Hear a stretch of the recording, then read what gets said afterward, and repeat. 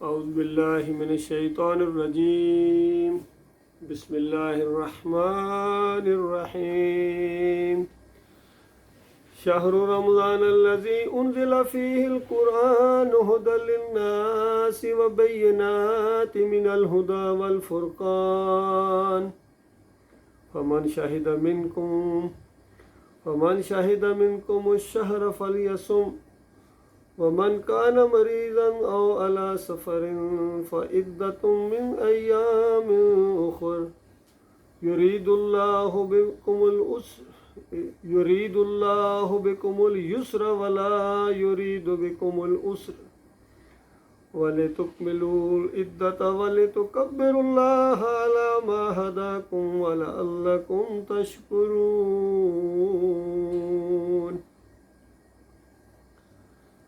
یہ سورہ البقرہ کی آیتیں ہیں جس میں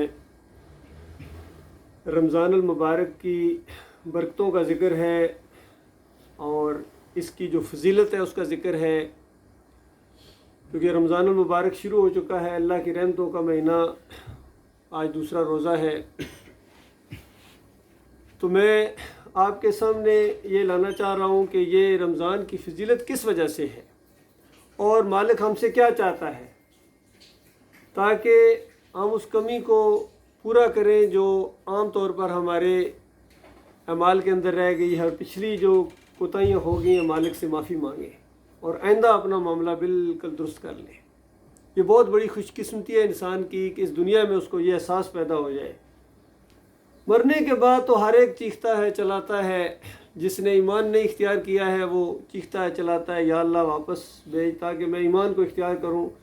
اب بات پتہ چل گئی ہے کہ بغیر ایمان کے کچھ بھی نہیں، پیدا ایمان کے لیے کہ ساری تفسیر اس کو سمجھ آ گئی ہے، سارا قرآن کا مضمون اس کو سمجھ آ گیا ہے، سارا مسئلہ اس کو سمجھ آ گیا ہے کہ میں کیوں پیدا کیا گیا تھا، کیا کر کے آیا ہوں۔ اور جو ایماندار ہوتا ہے وہ بھی اس انداز سے کہ اور کیوں نہیں اللہ کے راستے میں جان لگائی ہے، اور اللہ کی فرمانبرداری کیوں نہیں کی ہے، کتنی زیادہ میں کوشش کر سکتا تھا، کتنی صلاحیتیں اللہ نے دی ہوئی تھیں جس کو میں نے اللہ کے دین کی بجائے دنیا کے لیے ان کو استعمال کیا، اور آج میں وہ پورے فائدہ حاصل نہیں کر سکا ہوں۔ یعنی اتنے درجات اوپر بھی جا سکتے تھے اگر میں تھوڑا سا عقل سے کام لیتا اور اپنا معاملہ درست کر لیتا۔ تو اس طریقے سے یہ بات آپ کے سامنے آئے گی۔ بتایا گیا کہ یہ رمضان کا مہینہ وہ مہینہ ہے انزل فیہ القرآن، یہ اس کی ساری برکتیں اس قرآن کی وجہ سے ہیں۔ یہ قرآن اللہ کا کلام ہے، اللہ کی زبان ہے، اللہ کا پیغام ہے جو اللہ تعالیٰ نے انسانوں کی رہنمائی کے لیے، ان کی رحمت کے طور پر یہ ان کو سیدھا راستہ دکھانے کا ایک انتظام کیا۔ اللہ تعالیٰ نے زمین والوں کے اوپر احسان کیا، رحم کیا۔ اور یاد رکھیں اللہ ایسی ذات ہے کہ اگر یہ جن، انسان اور فرشتے اور کوئی مخلوق اس کی تسبیح نہ کرے، اس کی شان میں بال برابر کمی نہیں، اور یہ جتنی زیادہ تعریف کریں تب بھی اس کی شان میں کوئی بال برابر اضافہ نہیں ہے، وہ تو ہمیشہ سے اپنی شان میں آپ محمود ہے۔ اصل تعریف اس کی وہی ہے جو خود اس نے اپنی کی ہے، اصل تعریف اس کی وہ ہے، مخلوق اس کی تعریف کرنے سے عاجز ہے۔ یقین کیجیے یہ جو کچھ اس نے نظام چلایا یہ تو ہمارے فائدے کے لیے، چاہے یہ صلاۃ کا نظام ہو، روزوں کا نظام ہو، ہمیں مال خرچ کرنے کے لیے اللہ اگر کہے، یا جہاد کرنے کے لیے کہے، جانیں دینے کے لیے کہے، جو بھی احکامات ہیں جتنے بھی ہیں یہ سارے کے سارے ہمارے فائدے کے لیے ہیں، ہمیں نوازنے کے لیے۔ یہ تحفے ہیں، صلاۃ تحفہ ہے معراج کا، اللہ نے تحفے کے طور پر دی ہے۔ یہ کوئی ایسی چیز نہیں ہے کہ جس کو اپنے اوپر کوئی گراں بندہ سمجھے،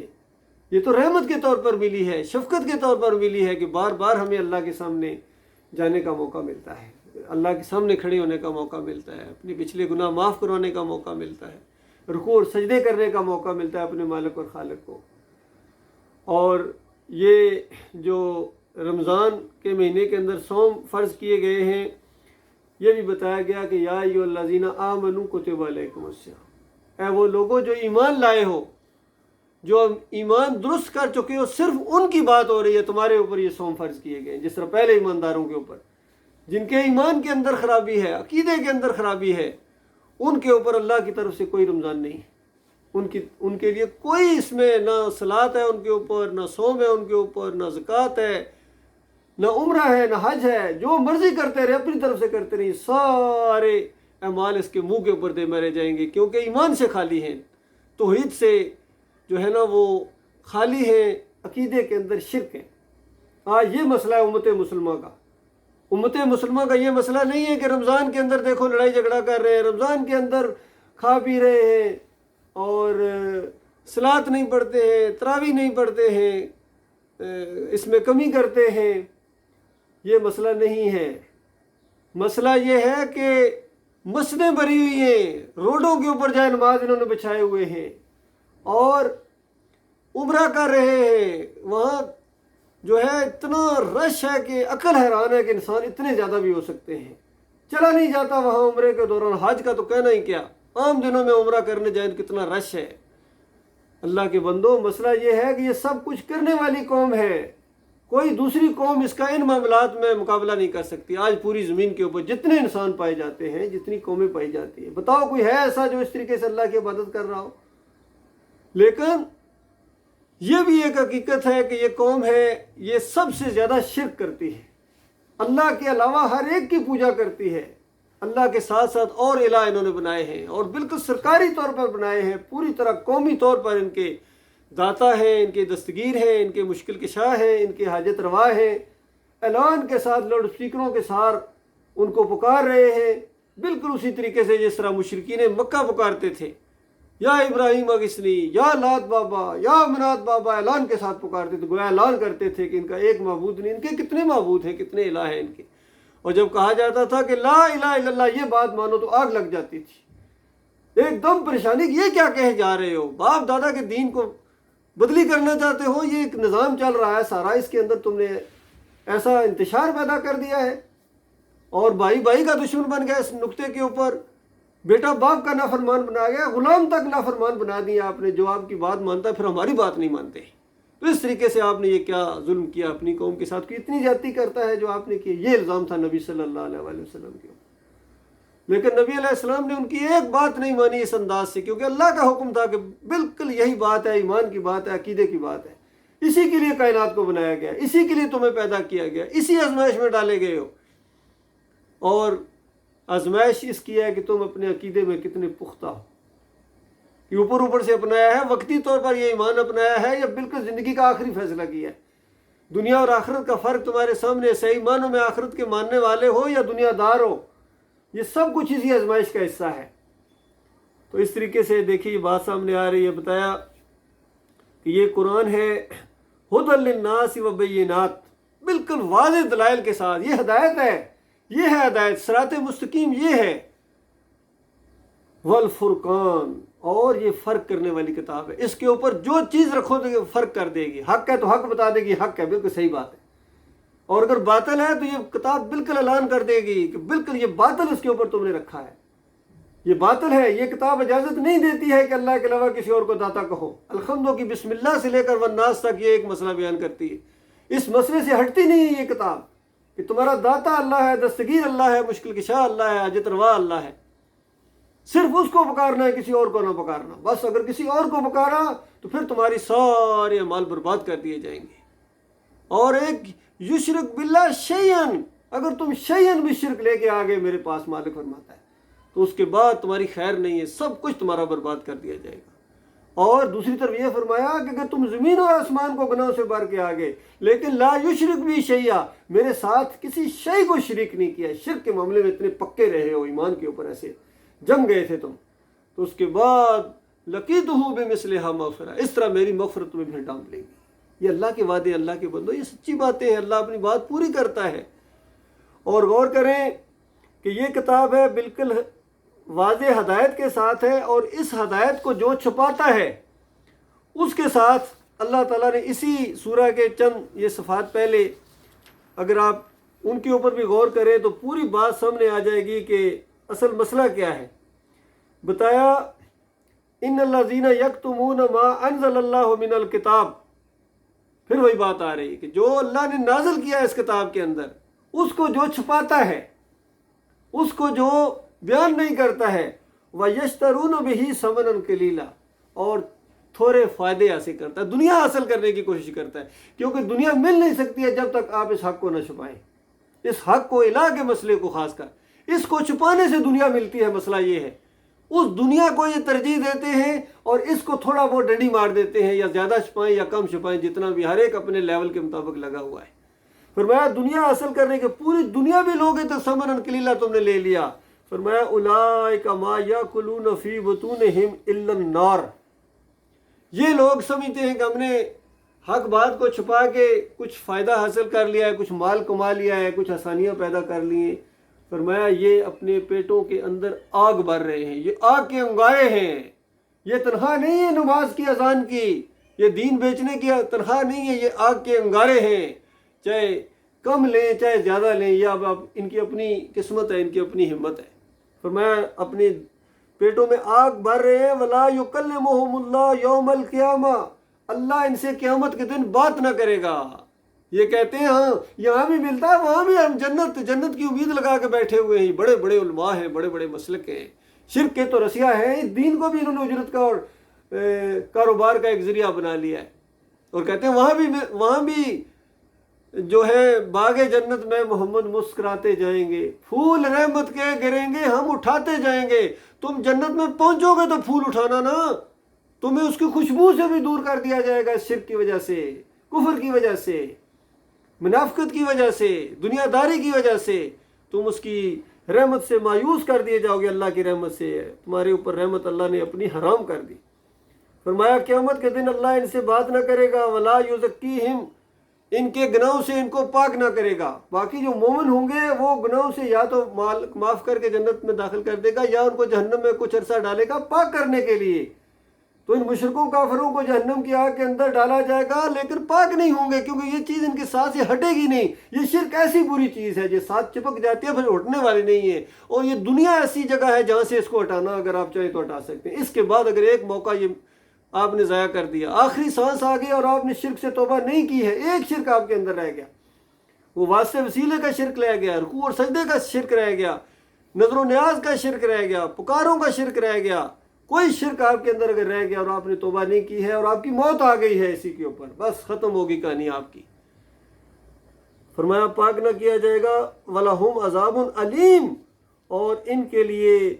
عذاب علیم وہاں ہوگا، بڑا دکھ دینے والا۔ اولئک الذین اشتروا الضلالۃ بالہدی، انہوں نے ہدایت کے بدلے میں گمراہی، ہدایت تو یہ قرآن تھی، یہ تو قرآن ہدایت ہے، انہوں نے گمراہی کو ترجیح دی۔ یہ اپنے اکابرین کے فتوے ہیں، ان کے بزرگوں کے قول ہیں، اور ان کی بڑوں کی جو جس راستے کے اوپر چلا کے گئے ہیں، مسلک پرستی، جو ان کے کوئی بریلوی بنا دیا گیا، کوئی دیوبندی بنا دیا گیا، کوئی اہل حدیث بنا دیا گیا، کوئی سلفی بنا دیا گیا، بس اپنے اکابرین کے دفاع میں لگے ہوئے ہیں، اللہ کی کتاب کی کوئی پرواہ نہیں، جیسے ان کے لیے تو آئی ہی نہیں ہے، بس ان کے اکابرین اس کو سمجھ کے سمجھا کے چلے گئے ہیں، اب انہوں نے کوئی غور نہیں کرنا اس کے اوپر۔ تو فرمایا اس طرح انہوں نے ہدایت کے بدلے میں گمراہی کو خریدا، والعذاب بالمغفرہ، اور اللہ کے عذاب کو انہوں نے ترجیح دی ہے مغفرت کے اوپر۔ مالک تو معاف کرنے کے لیے تیار ہے، مالک تو معاف کرنے کے لیے اعلان فرما رہا میں ان کو معاف کر دوں گا،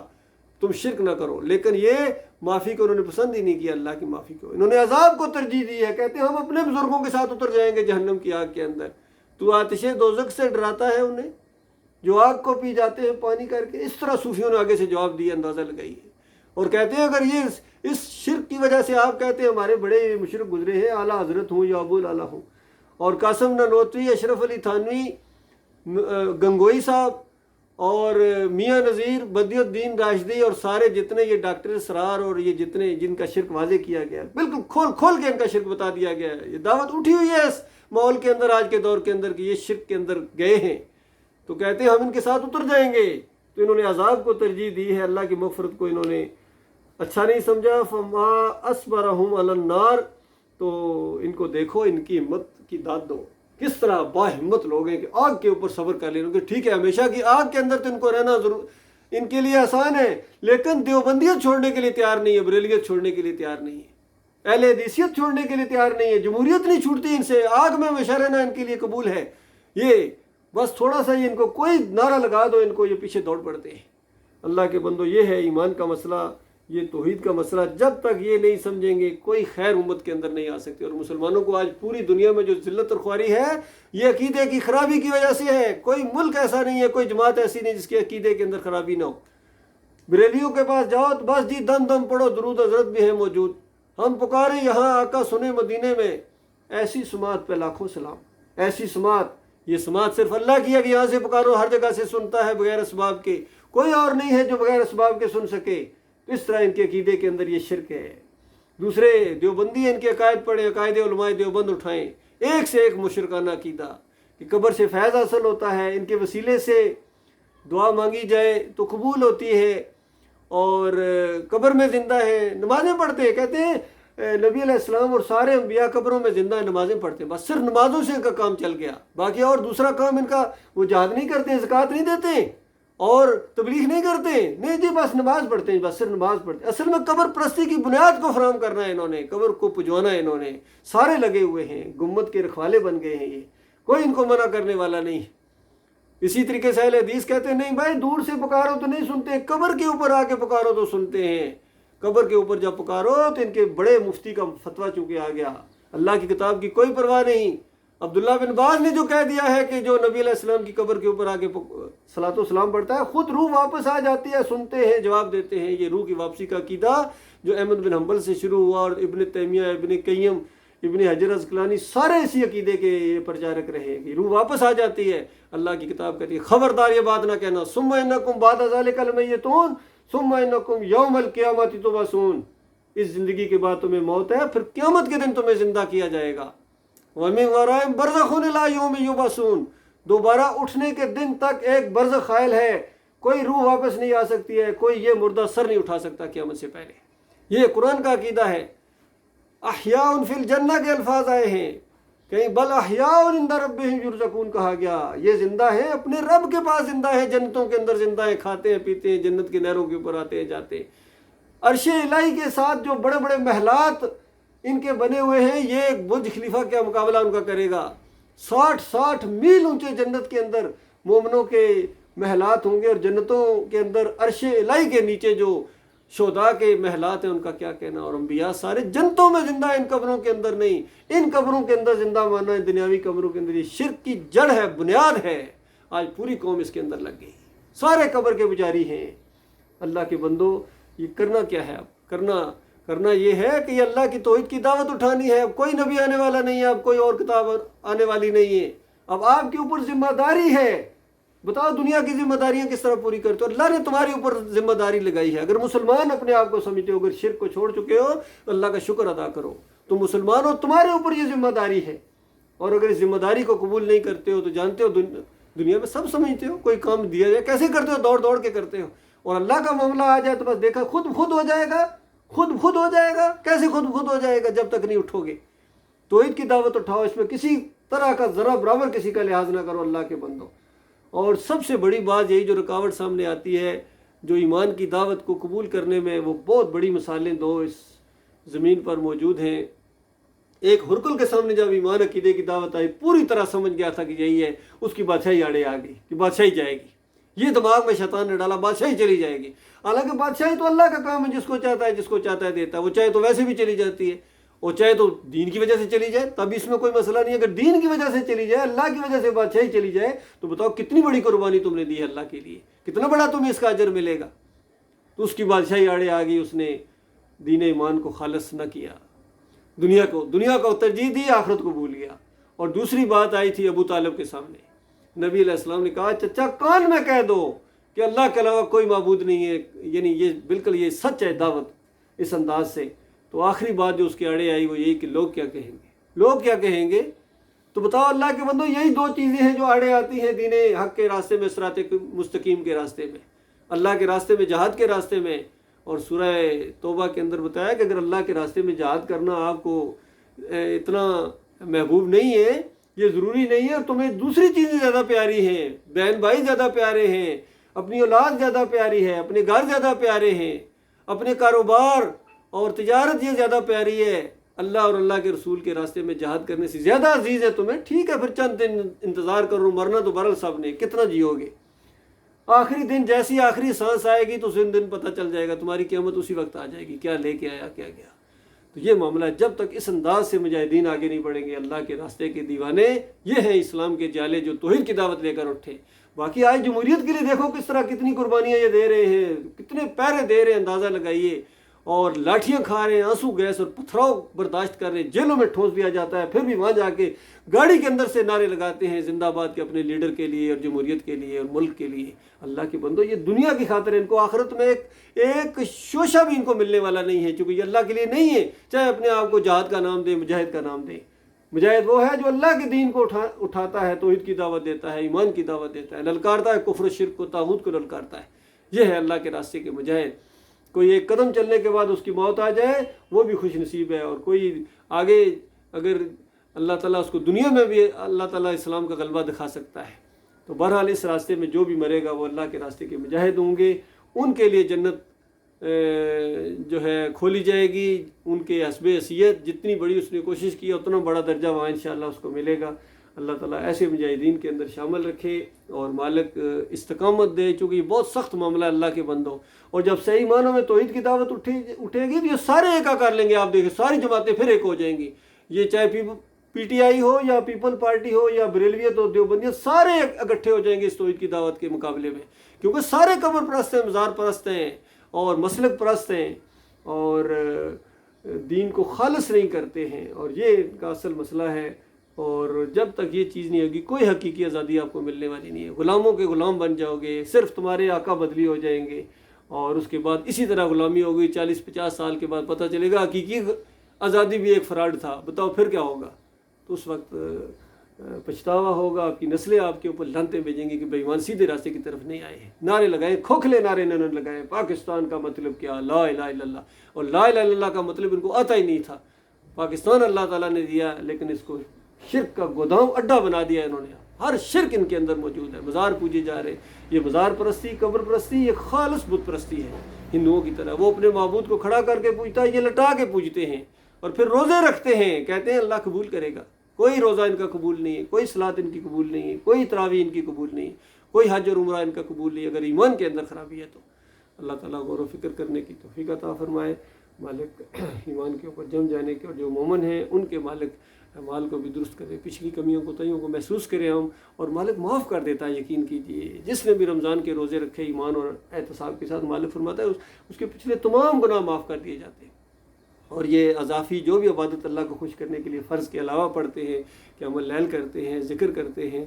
اللہ تعالیٰ اس میں بہت بڑا چلا کے اجر دے گا۔ اور دیکھیے کتنی ایسی چیزیں جو عام حالات میں اتنی ہمیں بری نہیں لگتی ہیں، لیکن اب ان کا احساس ہوتا ہے، دیکھیے یہ رمضان کی برکتیں ہیں، اس طرح کی چیزیں نظر آتی ہیں جو ان کی حیثیت ہوتی ہے۔ اور پھر لیلۃ القدر بھی آئے گی اسی مہینے کے اندر انشاءاللہ آخری، وہ اگر موقع مل گیا اس کی اندر عبادت کر، کتنا زیادہ اجر و ثواب مومنوں کو اللہ تعالیٰ دے گا۔ لیکن یاد رکھیے اس کی بنیاد توحید ہے، اور اس کی بنیاد اللہ کے راستے میں جہاد ہے۔ اگر یہ جذبہ نہیں ہے تو پھر یہ باقی چیزیں ساری کوئی اتنی زیادہ ان کی وقت نہیں ہے اس انداز سے۔ اللہ تعالیٰ غور و فکر کرنے کی توفیق عطا فرمائے۔